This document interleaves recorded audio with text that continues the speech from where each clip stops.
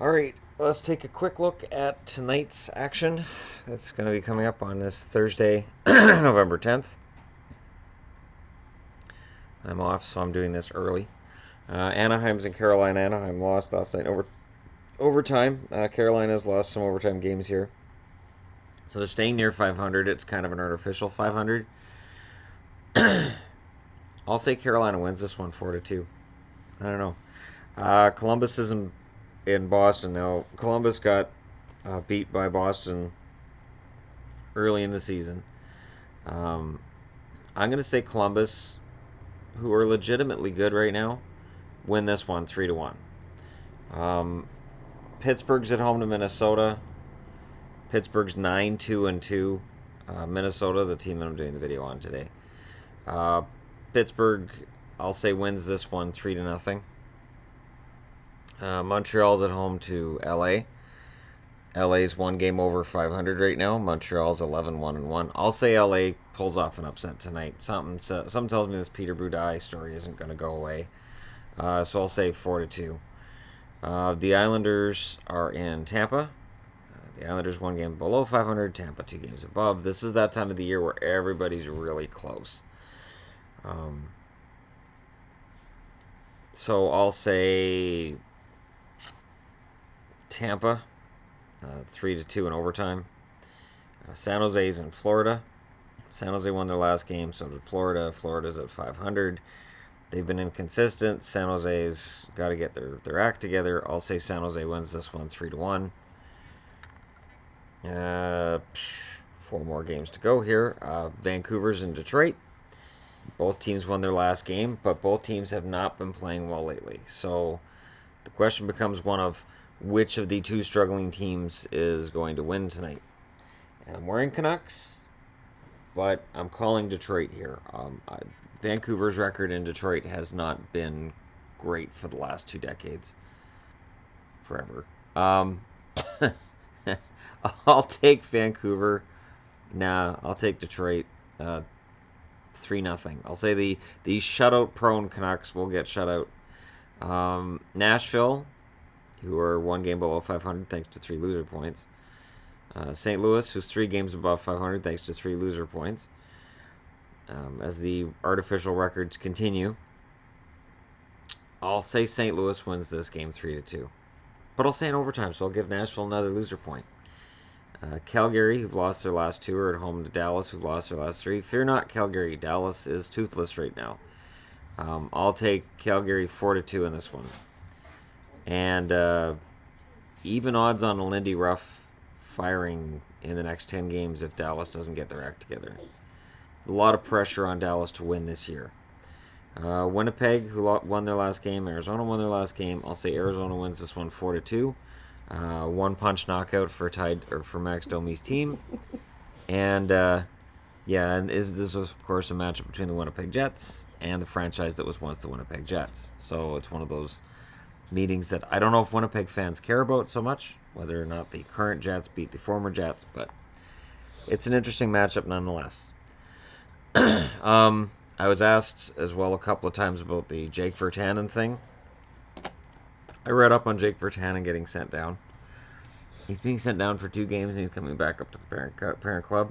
And Jim Benning's talking like he's going to have this epiphany while he's down in Utica for 2 games.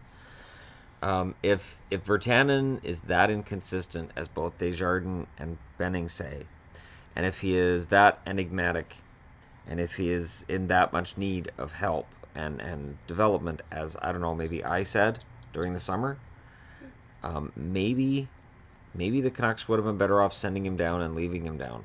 And 2 games is 2 days. It's not going to make a difference. This is not something that makes a significant difference. This is a conditioning stint. Somebody being sent to the minors and conditioning stints, 2 completely different things. And in Virtanen's case, I genuinely think the talent is there, but I think it's being whittled away at. And yeah, two games, 2 days in Utica. Who cares? It's not like he's being sent down and they're saying, well, we're going to leave him down there. That's what they should be doing. They're not doing it. And if he has 2 crappy games in Utica, oh well, they already said they're bringing him back up. So I don't see 2 games accomplishing anything. I just don't. I mean, just from a work perspective, if somebody that you work with isn't putting in a work, isn't putting in the work you're doing at your job, and the boss says, "Don't worry, I'm going to send him to that other end of the building for 2 days, and when he comes back, he's going to be a whole different person." No, no. So that's how I feel about the Virtanen thing. It's not, and again, I like Jake Virtanen. I want him to remain in Vancouver, but I don't know how much longer he stays. I don't know whether they send him down to Utica for good for the season soon. Hopefully. That's what I'm hoping anyways, because 1 assist in 10 games tells me this guy is in danger of busting badly because the Canucks have botched his development. And if that's the case, then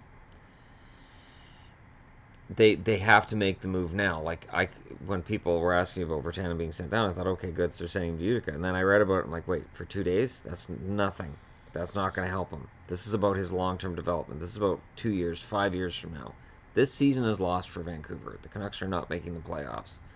So having Virtanen on the Canucks instead of in Utica makes no difference. Not to mention, Utica could use some shoring up themselves. So if Virtanen goes down, plays well, Utica has a resurgence, and they make the playoffs and do something great, then maybe, I don't know. I guess I'm just looking for the heroic ending of this story for Virtanen, and I don't see it happening in Vancouver. Not this year. And I'm not sure if this is Benning making this call, if this is Linden coming down to Benning and saying, hey, this is where this guy should be playing for 2 games. 2 games just doesn't make any sense to me. It just makes no sense whatsoever. So, I don't know. We'll see what happens. I hope I'm wrong. Maybe he comes back in a few days to play. I think the next Canucks game he'll be in is going to be on Tuesday. Maybe by Tuesday he'll be. I don't know. I mean, his last 3 games in Vancouver, he had 10 minutes of ice time, 8 minutes of ice time, and 7 minutes of ice time. So Willie Desjardins has no faith in him whatsoever. I don't know what's going to happen that on Tuesday he's going to look at his lineup and go, okay, I'm going to bump player X down in the lineup so I can get Jake more ice time, because he had those 2 games in Utica, and clearly he's going to be a completely new and changed man. He's a kid, and he should be playing in Utica with other kids, and he should be developing like, I don't know, Detroit is with Anthony Mantha. Yeah, Mantha could bust, but at least he's had time in the AHL to get the top 6 minutes and get some goals and get some points. We're looking at Martin Ferk, who's been bouncing around the league this year on waivers, but he developed in the minors. He didn't develop in the NHL, and his AHL totals last year were actually quite good. That's why he's popular on waivers. That's why Detroit took him back. And the best way to develop players is in the AHL to start with, unless you're looking at an Austin Matthews or somebody along those lines. Even Nylander in Toronto, who I think all us Canucks fans could admit Nylander has more pure talent than Virtanen. He played with the Marlies last year. Not because he wasn't ready, but because the Leafs wanted him to be ready to play top 6. And he is, and Virtanen is not. So I guess we'll see what happens from here, but I'm not overly optimistic. And yeah, so anyways, that's it for me for now. I will be back talking about the Minnesota Wild later on today. May also be streaming later on today as well.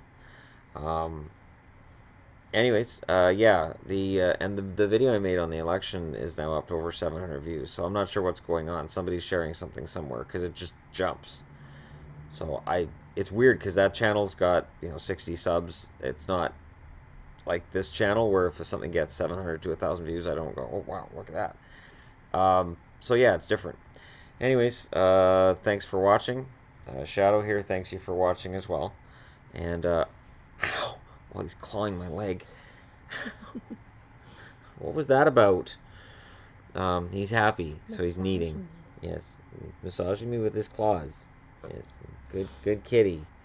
Hurting kitty. It hurts. And he's smiling about it, too. Look at that smile on his face. He's a happy cat that he hurt me. Yes, he is. He's very happy. Alrighty. I will talk to you all again soon. Don't forget to hit like and subscribe if you're just passing through.